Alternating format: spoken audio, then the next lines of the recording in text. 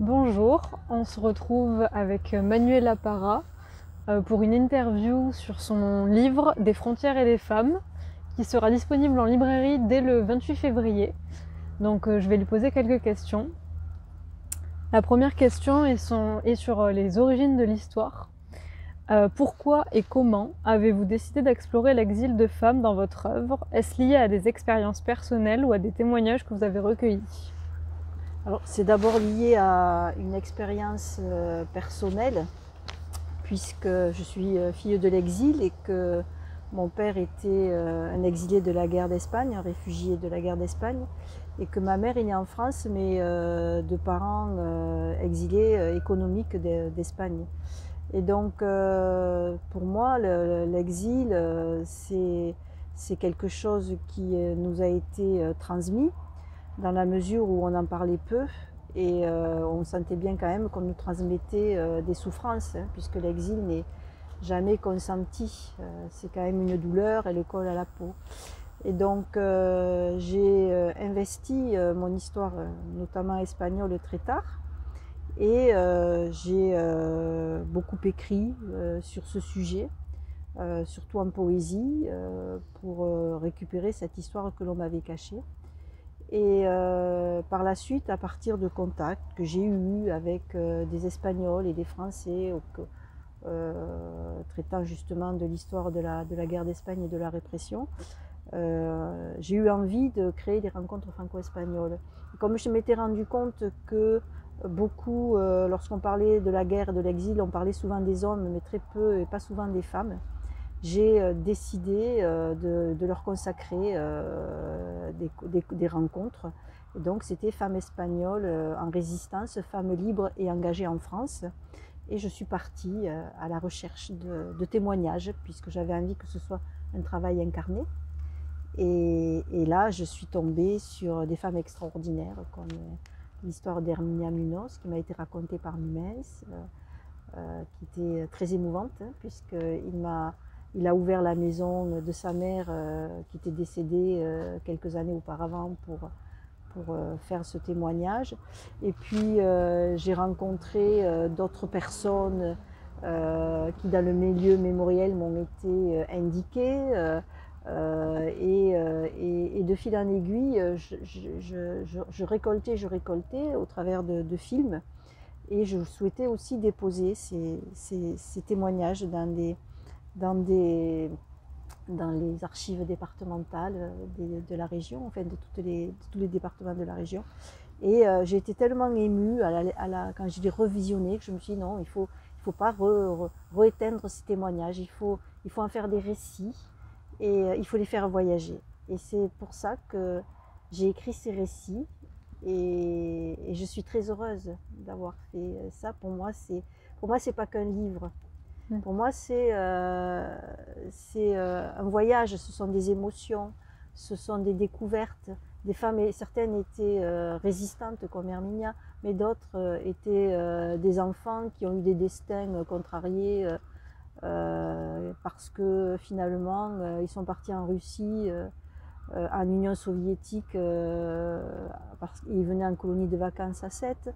D'autres sont partis porter une pierre en Palestine en 1942 et ils ne le savaient pas. Enfin, donc c'était des histoires qui étaient très touchantes parce qu'elles incarnaient l'exil. C'est pas que des rapports, des statistiques.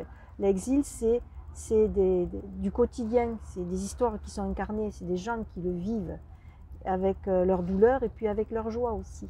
Voilà, donc ça a été, c'est un livre qui me remplit de beaucoup de joie. Merci pour votre réponse.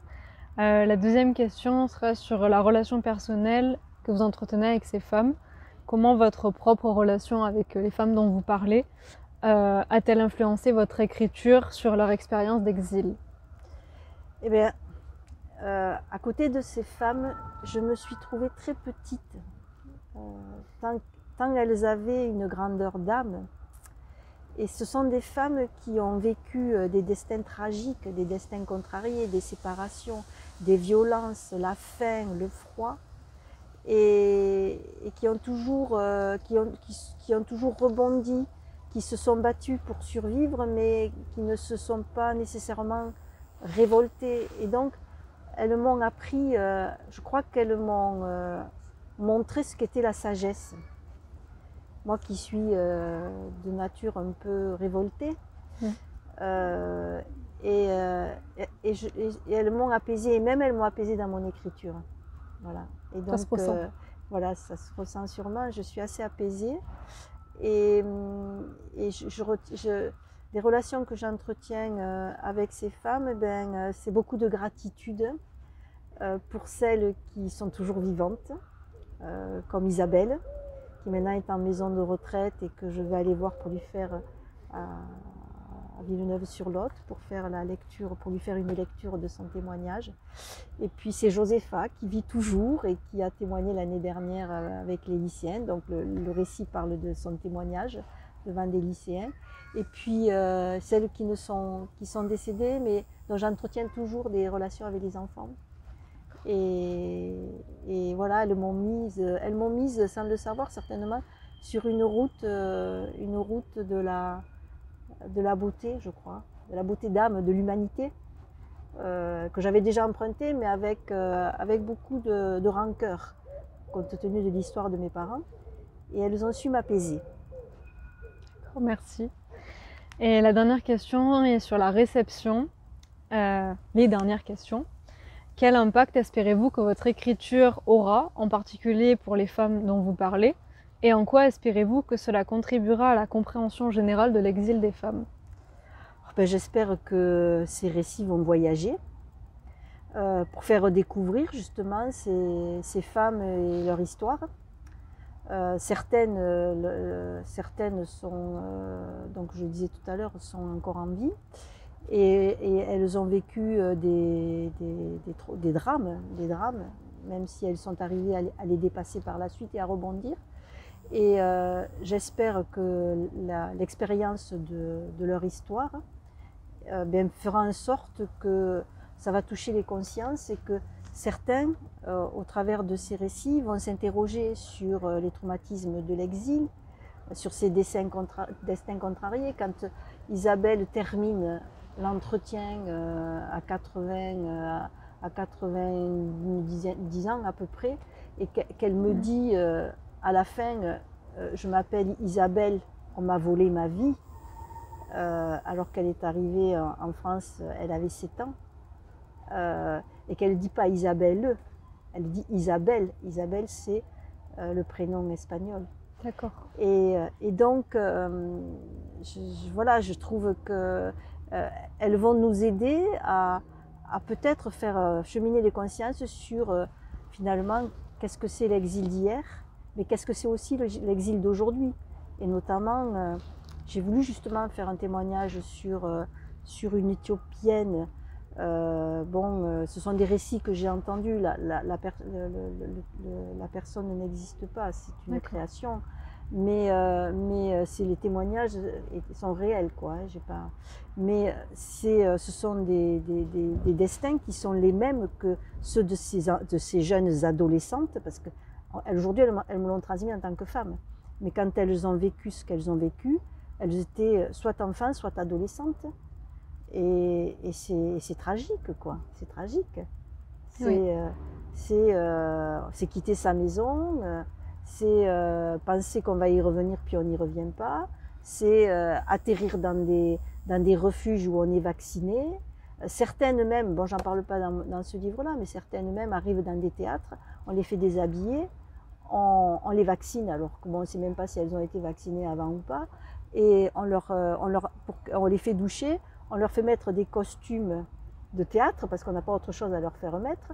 Et puis après, pour qu'elles soient décentes, parce que bon, avec des nuits dans les trains, c'était horrible. Et puis finalement, voilà, elles avaient perdu un peu. Ce qu'elles disent, c'est on leur avait enlevé leur dignité. Exactement. Mais elles vous le disent avec le sourire. Et elles vous font partager les petits éléments du quotidien qui les ont aidés à survivre, comme les moments tragiques. Voilà.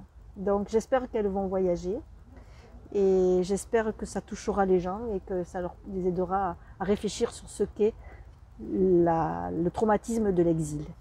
D'accord. Merci beaucoup pour vos réponses. Lucie. Merci. Et merci beaucoup de nous avoir écoutés. Je vous invite à lire ce livre parce qu'il est tout aussi doux que poignant. Bonne journée. Merci.